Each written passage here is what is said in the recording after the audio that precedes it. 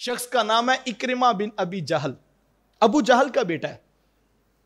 جب حضور علیہ السلام مکہ المکرمہ میں داخل ہوئے تو لوگ اپنی جانیں بچانے کے لیے دوڑ رہے تھے۔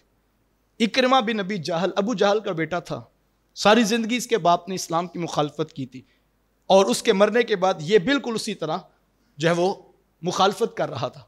جیسے ہی حضور فاتح بن کر داخل ہوئے، یہ مکہ المکرمہ چھوڑ کے بھاگ گیا، سمندر کے قریب پہنچا اور خیال تھا کہ میں کشتی لے کر ہجرت کر جاؤں گا اور واپس نہیں آؤں گا۔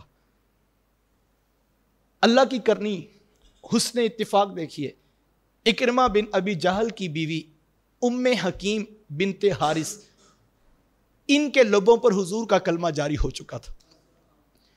ادھر شوہر دوڑ رہا ہے کہ میں چھوڑ کے مکہ چلا جاؤں گا، اسلام قبول نہیں کروں گا، کیوں؟ اس کو پتا تھا آج تو گردن اتر جائے گی۔ ام حکیم میرے حضور کی خدمت میں حاضر ہوئیں اور آ کر عرض کی، حضور میں اپنے شوہر کے لیے آپ کی بارگاہ سے امان لینے کے لیے آئی ہوں، حضور ضمانت دے دیں اس کو کوئی کچھ نہیں کہے گا۔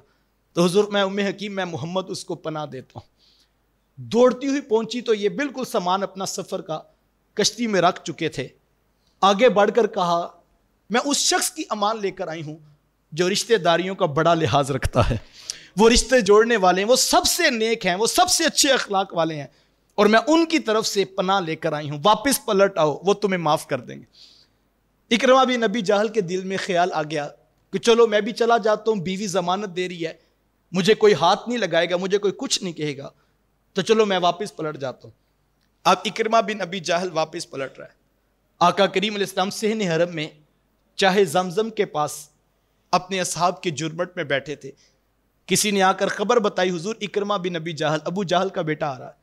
آقا کریم علیہ السلام نے فوراً اپنے پاس بیٹھے صحابہ سے کہا، ابو جہل کا بیٹا آ رہا ہے، تم میں سے کوئی شخص اس کے باپ کو برا نہ کہنا، تم میں سے کوئی شخص اس کے باپ کو برا نہ کہنا۔ اور آگے فرمایا کہ مردوں کو برا کہیں تو زندوں کو تکلیف ہوتی ہے۔ کتنا بڑا ضابطہ حضور نے امت کو دیا، کتنی بڑی حکمت بری بات۔ ذرا ایک لمحے کے لیے میں اور آپ اپنا محاسبہ کریں، ہم کدھر کھڑے ہیں؟ بہو سے چھوٹی سی غلطی ہو ہم پورا پچھلا خاندان ساتھ میں تولتے ہیں، کسی سے چھوٹی سی غلطی ہو ہم بتاتے ہیں اس کا بڑا بھی ایسا تھا، اس کا بڑا بھی ایسا تھا، اور ہم قبریں اور مردے بھی اکھاڑ پھینکتے ہیں، چونکہ ہمیں غصہ بڑا آتا ہے۔ جناب حضور والا اللہ کے رسول فرماتے ہیں مردوں کو برا کہو تو زندوں کو تکلیف ہوتی ہے، اور یہاں پہ مردہ کون ہے؟ جس نے ساری زندگی اسلام کی مخالفت کی ہے، لیکن حضور جانتے ہیں آنے والا بڑی سچی نیت سے آ رہا ہے۔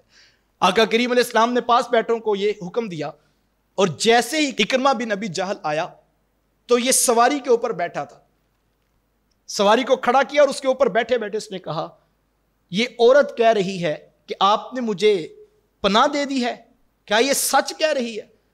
تو حضور نے فرمایا ہاں یہ سچ کہہ رہی ہے۔ اور پھر پتہ حضور نے کیا فرمایا؟ حضور میں مرحباً براکب مہاجر، فرمایا کہ مہاجر راکب کو اللہ کے رسول کی طرف سے خوش آمدید ہو۔ حضور نے خوش آمدید کہہ کے محبت کے بازو پھیلا دیے۔ تو اکرمہ نے پھر پتہ کیا کہا؟ عرض کی کہ حضور مجھے بتائیں میں کیا کہوں؟ تو حضور نے فرمایا تم پھر کہہ دو نا، اشہد اللہ الہ الا اللہ و اشہد ان محمدً عبدہ و رسولہ۔ انہوں نے بھی کلمہ پڑھ لیا، اللہ اکبر۔ تو حضور نے پھر پتہ کیا کہا؟